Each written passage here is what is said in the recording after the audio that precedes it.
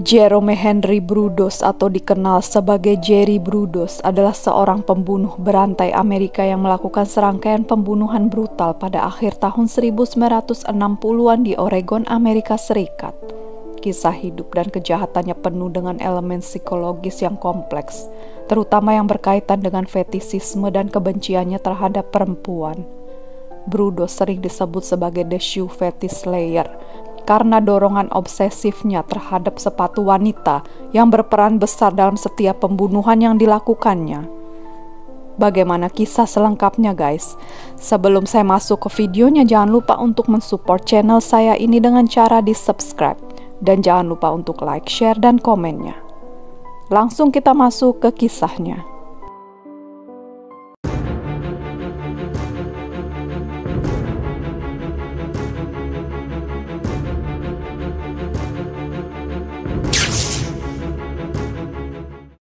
Jerome Henry Brudos lahir pada 31 Januari 1939 di Webster, South Dakota dan merupakan anak bungsu dari pasangan Henry dan Ellen Brudos.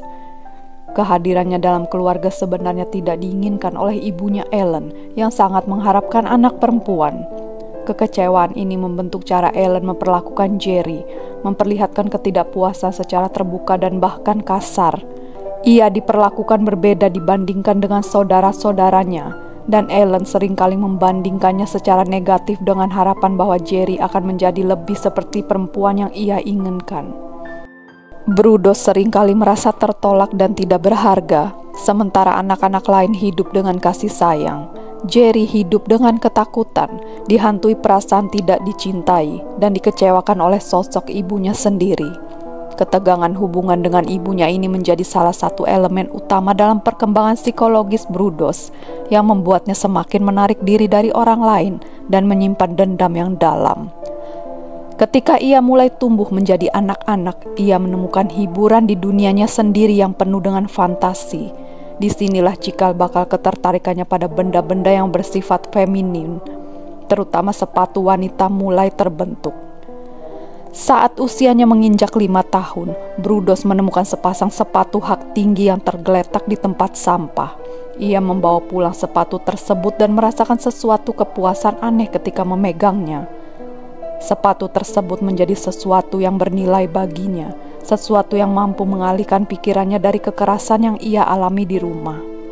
Namun ketika ibunya menemukan sepatu itu, ia sangat marah dan segera membuangnya, bahkan menghukumnya karena perilaku yang memalukan.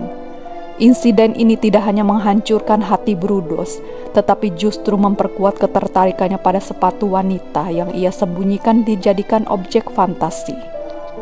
Sepanjang masa remajanya, Brudos mulai mencuri sepatu wanita dari tetangganya, bahkan mengambil pakaian dalam wanita yang ia simpan secara rahasia. Ia mulai mengalami berbagai fantasi seksual tentang sepatu dan pakaian dalam wanita yang terus bertumbuh menjadi obsesi. Pada masa sekolah menengah, obsesinya semakin meningkat, dan di usia 17 tahun ia melakukan tindakan kriminal pertamanya. Brudos menyerang seorang gadis dengan ancaman pisau dan memaksanya untuk melepaskan pakaian dalamnya. Kasus ini berakhir dengan penahanan sementara Brudos di rumah sakit jiwa, di mana ia didiagnosis dengan skizofrenia. Meskipun demikian, ia dianggap tidak membahayakan orang lain dan akhirnya dibebaskan. Setelah keluar dari rumah sakit, Brudos mencoba menjalani kehidupan yang normal. Ia menyelesaikan sekolahnya dan mengambil pekerjaan di bidang teknik. Pada tahun 1961, ia menikah dengan seorang wanita bernama Darcy Metzler. Darcy awalnya tidak mengetahui tentang obsesi Brudos, tetapi lama-kelamaan ia mulai merasa ada yang ganjil dengan perilaku suaminya. Brudos kerap kali memaksanya untuk mengenakan sepatu hak tinggi atau pakaian dalam tertentu selama melakukan hubungan intim, sesuatu yang Darcy anggap aneh dan tidak biasa. Meskipun demikian, pernikahan mereka terus berjalan dan pasangan ini memiliki 2 anak. Selama ini, Brudos mencoba menjalani kehidupan keluarga yang normal, tetapi secara diam-diam dia terus memelihara obsesinya pada sepatu wanita. Di rumah, Brudos memiliki sebuah ruang bawah tanah yang ia jadikan tempat pribadi. Ia mengubah ruangan ini menjadi ruangan fantasi. lengkap dengan berbagai koleksi sepatu, pakaian dalam, dan bahkan peralatan untuk memuaskan obsesinya. Pada akhirnya, ruang bawah tanah inilah yang menjadi tempat di mana ia melakukan serangkaian pembunuhan yang brutal. Di antara tahun 1968 dan 1969, Broodos membunuh 4 wanita muda. Pembunuhan-pembunuhan ini menunjukkan adanya pola yang sangat spesifik dan ritualistik, di mana fetisisme pada sepatu wanita menjadi elemen sentral dalam setiap aksinya.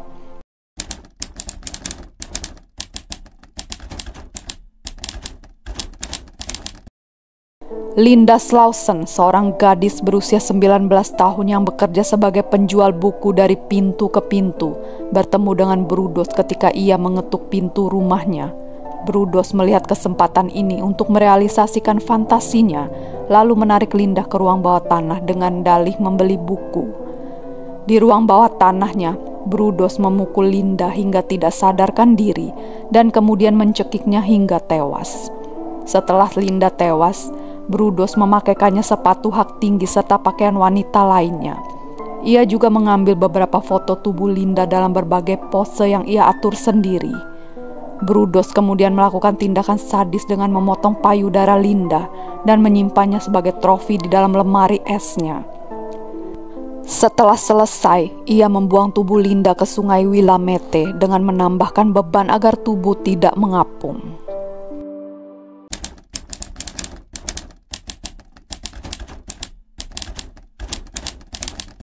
Karen Sprinker, seorang mahasiswa berusia 19 tahun, diculik oleh Broodos ketika sedang menunggu ibunya di area parkir sebuah mall. Ia mengancam Karen dengan senjata, lalu membawanya ke rumahnya dan menahannya di ruang bawah tanah.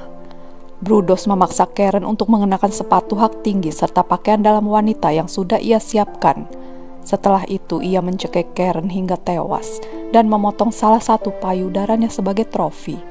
Sama seperti pada korban sebelumnya, Broodos memotret tubuh Karen dalam berbagai pose untuk memenuhi fantasi seksualnya. Setelah selesai, ia mengikat tubuh Karen dan menenggelamkannya di sungai Willamette.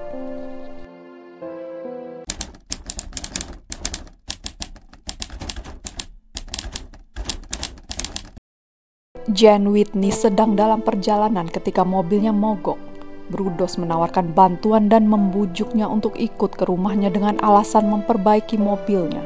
Di ruang bawah tanah, Broodos memaksa Jane untuk mengenakan sepatu hak tinggi dan pakaian wanita. Ia kemudian mencekik Jane hingga tewas dan memotong salah satu payudaranya sebagai bagian dari ritual yang sama.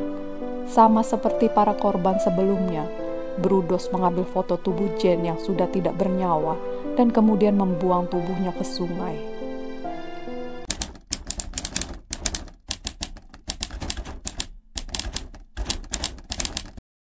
Linda Saleh, 22 tahun, diculik oleh Broodos dari sebuah mall tempat ia sedang berbelanja.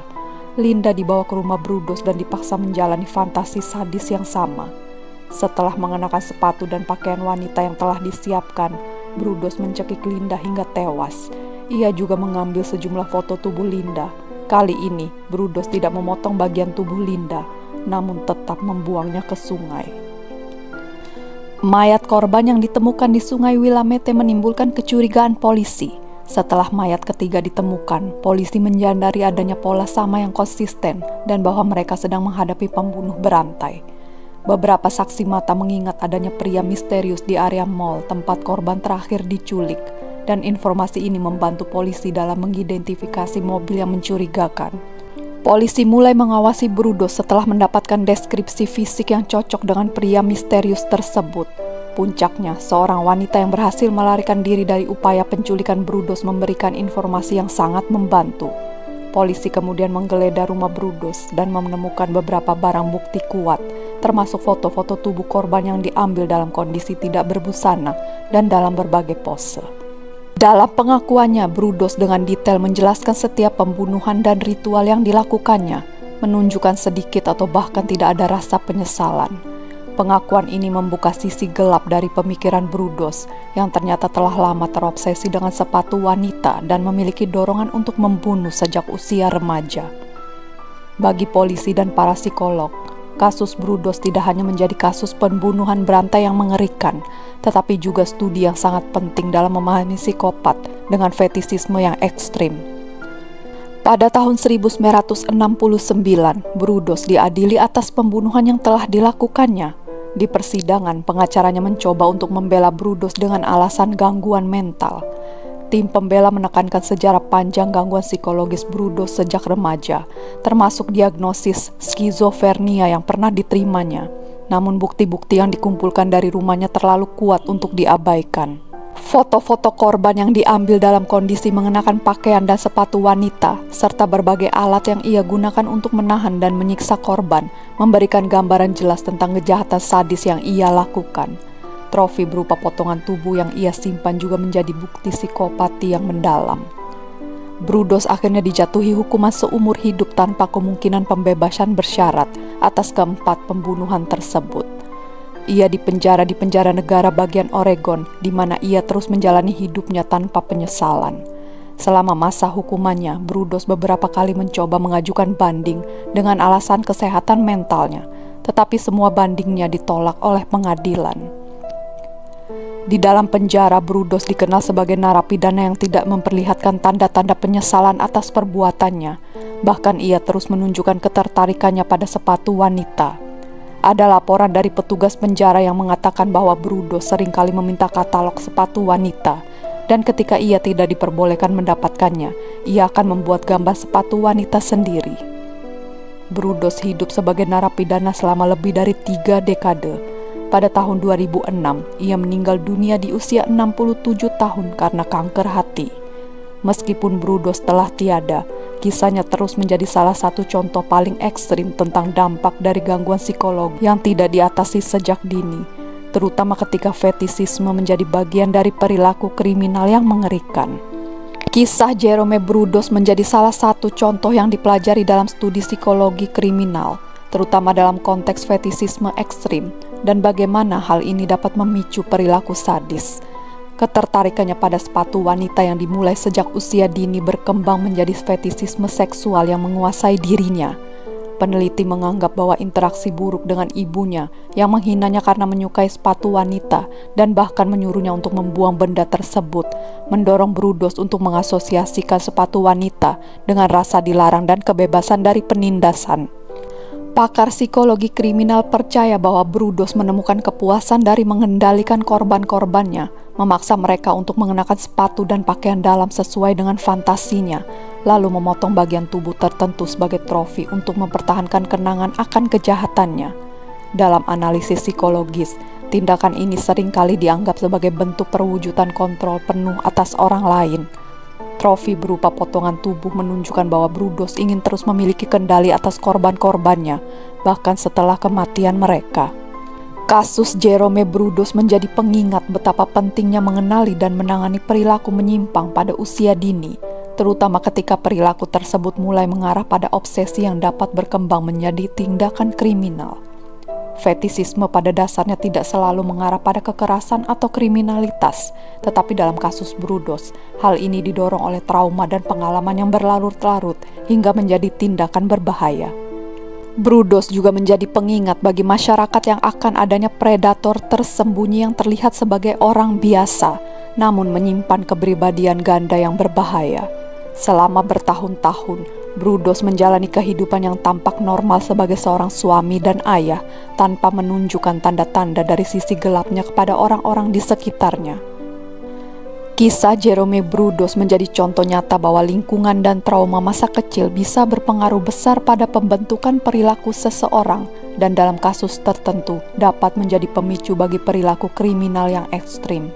Hingga saat ini, kasus Brudos terus menjadi topik diskusi dalam studi psikologi dan kriminologi sebagai contoh bagaimana fetisisme dan psikopatologi dapat menciptakan pola kejahatan yang sangat mengerikan. Kasus Jerome Brudos tetap dikenal dalam sejarah kriminal Amerika Serikat sebagai salah satu contoh pembunuhan berantai yang sangat mengerikan, terutama karena pola dan ritualisasi dalam pembunuhan yang dilakukannya.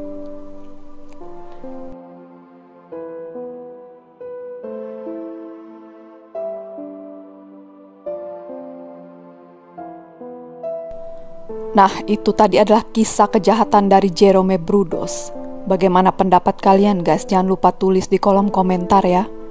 Sekian dulu video dari saya. See you in my next video and thank you for watching.